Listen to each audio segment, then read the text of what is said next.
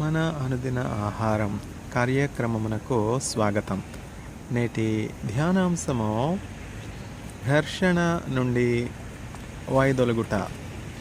సూర్యుడు అస్తమించు వరకు మీ కోపము నిలిచి ఉండకూడదు.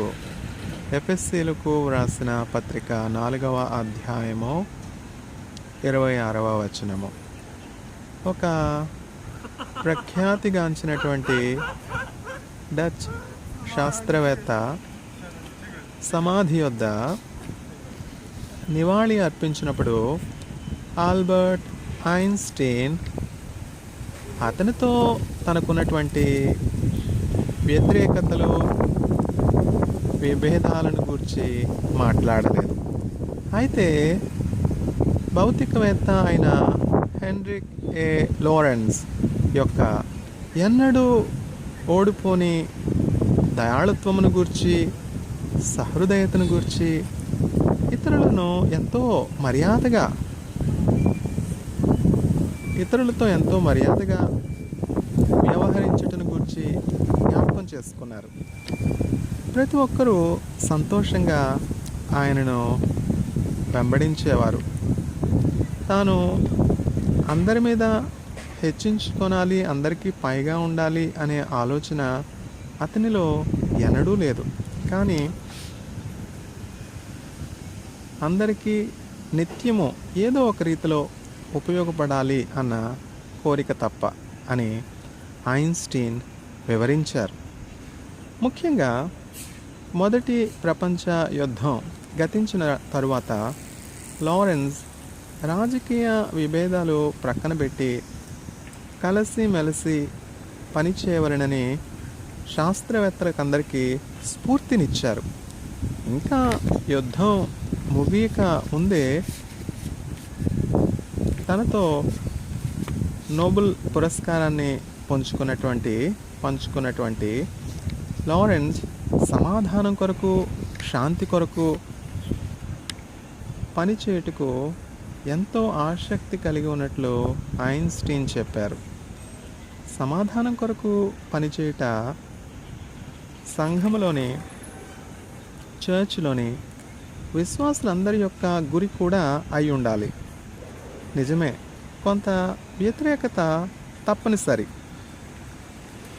కానీ సమాధానంతో నిండినటువంటి తీర్మానాలు తీసుకొనుటకు మన వంతు కృషి మనం చేయాలి. సూర్యుడు అస్తమించే వరకు మీ కోపం నిలిచి ఉండకూడదని పౌలు వ్రాశారు. ఎఫెసీయులకు వ్రాసిన పత్రిక 4వ అధ్యాయము 26వ వచనం.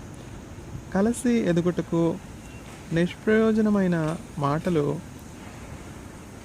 మీ నోటి నుండి రాకుండా అవసరతను బట్టి ఇతరులు కట్టబడుటకు సహాయకరంగా ఉండే మాటలే మీ నోటి నుండి రావాలనని పౌలు సలహా చెప్పారు. తుదకు సమస్తమైనటువంటి చేదును, ద్వేషమును, కోపమును, కేకలను, దూషణను, అసూయను విసర్జింపవలెనని పౌలు చెప్పారు.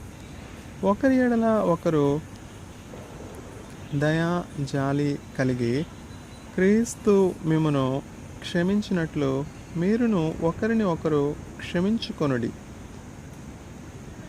31 నుండి 32 వచనములు.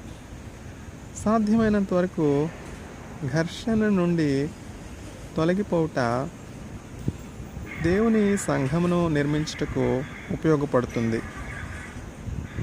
దీని ద్వారా నిశ్చయంగా దేవుని మనం ఘనపరచగలం. రచయిత పెట్రీషియా రెబాన్. ప్రతిబింబించండి మరియు ప్రార్థించండి. ఘర్షణను అధిగమించుటకు దేవుడు మనకి ఎలా సహాయం చేయగలడు? ఆయనను మరియు సంఘమును, చర్చ్ను ఘనపరచుటకు ఏ సంఘర్షణను నీవు విడిచిపెట్టాలి? ప్రియమైన దేవా, నేను ఘర్షణను ఎదుర్కొంటూ ఉన్నప్పుడు నా కోపమును నీకు అప్పగించినట్లు నా హృదయమును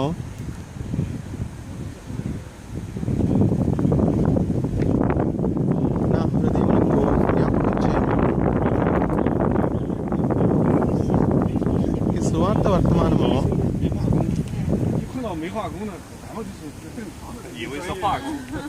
అవర్ డైలీ బ్రెడ్ నుండి అనువదించబడినది నవంబర్ 20, 2020.